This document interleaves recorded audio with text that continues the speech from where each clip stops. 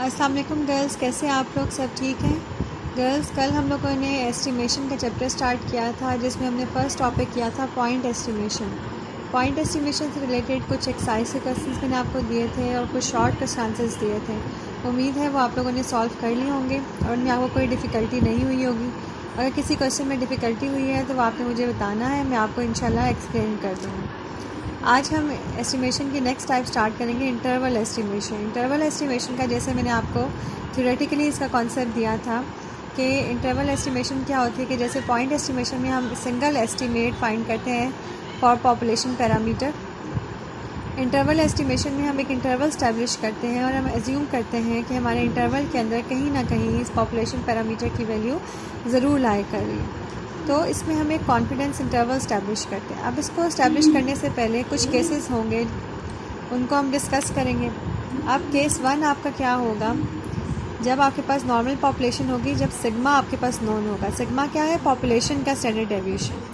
जब आपके क्वेश्चन में पॉपुलेशन का स्टैंडर्ड डेविएशन गिवन होगा, उसकी वैल्यू आपको पता होगी, तो हमने कौन सा टेस्ट अप्लाई करना है गर्ल्स? जी टेस्ट। ठीक है, हम जी टेस्ट तब अप्लाई करेंगे, ये केस 1 हम जी टेस्ट का स्टडी करने लगे। केस 1 क्या है? When sigma is known, population का स्टैंडर्ड डेविएशन नोन हो।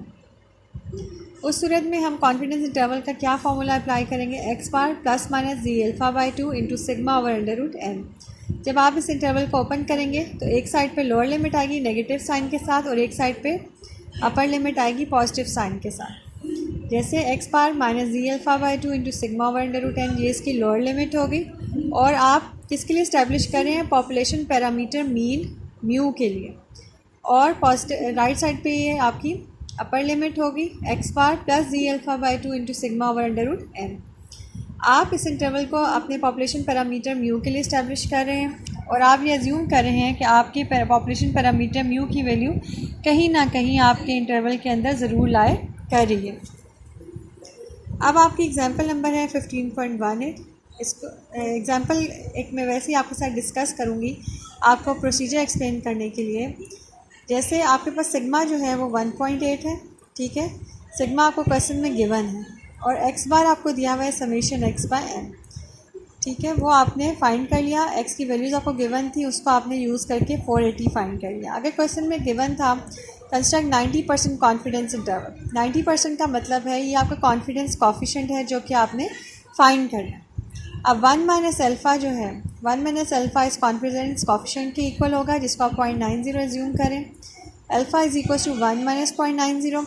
अल्फ़ा 1 में से जब आपने इसको सब्ट्रैक्ट किया तो ये आपके पास आ गया 0.10।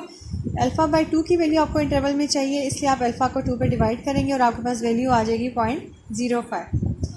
अब आपने लिखना तो इसको ऐसे है जो आपको 90% कॉन्फिडेंस इंटरवल स्टैब्लिश करने के लिए कहा जाएगा। इसकी वैल्यू फाइंड करने के लिए एक तो ये कि इसके बुक में आपको टेबल गिवन है, मैं वो टेबल भी अभी आपको शो करूँगी। और वैसे अगर आप खुद से फाइंड करना चाहते हैं तो जो आपको कॉन्फिडेंस कॉफिशेंट दिया हुआ है 90% यानी कि 0.90, उसको आप 2 पे डिवाइड कर लें, ठीक है। उसको आप जब 2 पे डिवाइड करेंगे तो आपके पास आ जाएगा 0.45। अब 0.45 के आप इन्वर्स वैल्यू लेंगे। इन्वर्स वैल्यू गर्ल्स आपको बहुत अच्छी तरह से लेनी आती है, ठीक है। इन्वर्स वैल्यू आप किस तरह से लेंगे?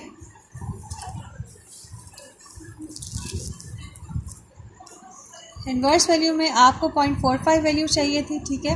तो वो आपने 1.6 के 4 में ये वैल्यू आ रही है और 1.6 के 5 में ये वैल्यू आ रही है। अब इन दोनों वैल्यूज़ का इस वैल्यू से इक्वल डिफरेंस है, ठीक है।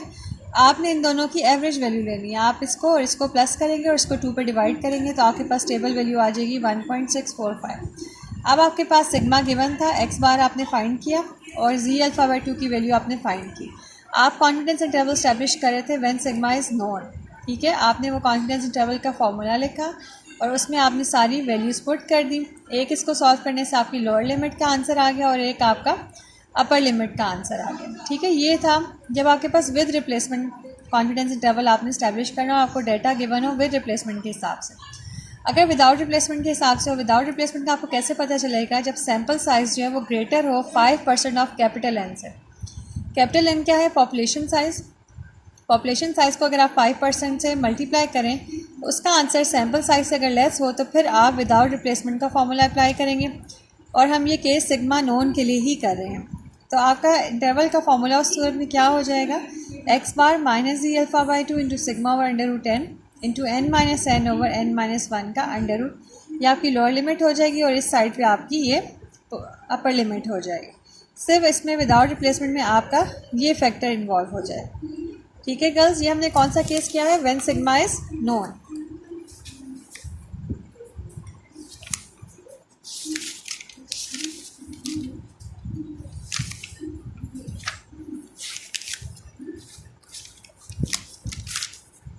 अब ये पेज नंबर 106 से आपका ये कॉन्फिडेंस इंटरवल का जो मेथड था वो स्टार्ट हो रहा था। इसकी डेफिनेशंस मैं आपको underline करवाऊंगी girls.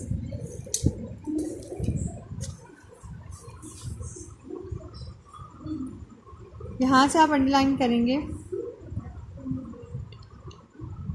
A range of values used to estimate a population parameter is known as interval estimation or estimation by confidence interval, and the interval will include the population parameter with a high probability, that is 0.90, 0.95 is known as confidence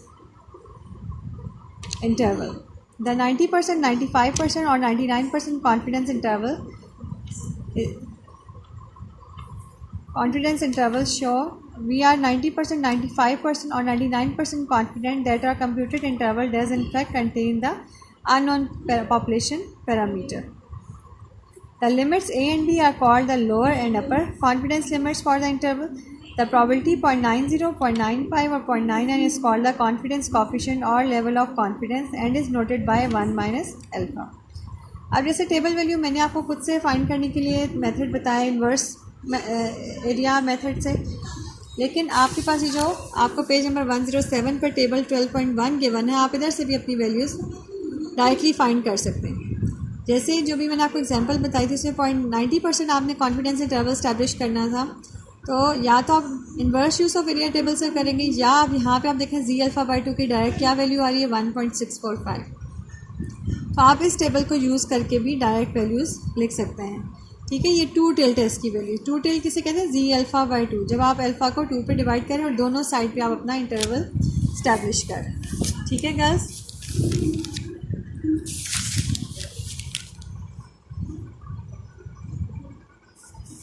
अब हम ये example discuss करेंगे। Example number है 12.2।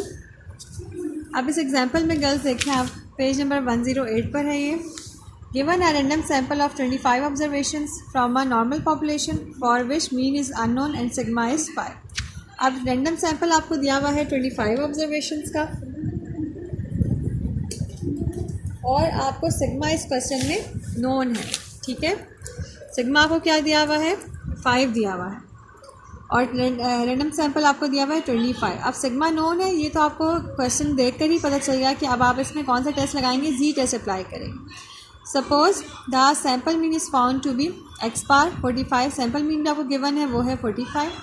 Find 95%, 99% confidence interval for the population mean. आपने पहले 95% confidence interval establish करना है, उसके बाद आपने 99% कॉन्फिडेंस इंटरवल स्टैब्लिश करना है। अब एक्स बार गिवन है, सैम्पल साइज गिवन है, सिग्मा आपको नोन है, आपने इंटरवल का जो फॉर्मूला है x bar minus Z alpha by 2 into sigma over under root n, पहले आप 95% पे टेबल 12.1 ही यूज़ कर सकते हैं और उधर से वैल्यू डायरेक्ट आप फाइंड कर सकते हैं। ये आपकी लोअर लिमिट होगी और ये आपकी अपर लिमिट होगी। ठीक है, इसी तरह से 90 फिर आपने ये वैल्यूज़ पुट की और आपका पास ये दो लोअर और अपर लिमिट का आंसर आ गया।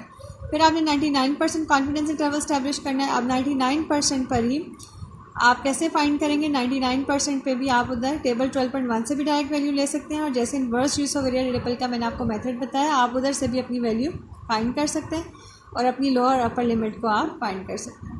ठीक है गर्ल्स, ये सिग्मा नोन के साथ आपकी थी एग्जांपल नंबर 12.2।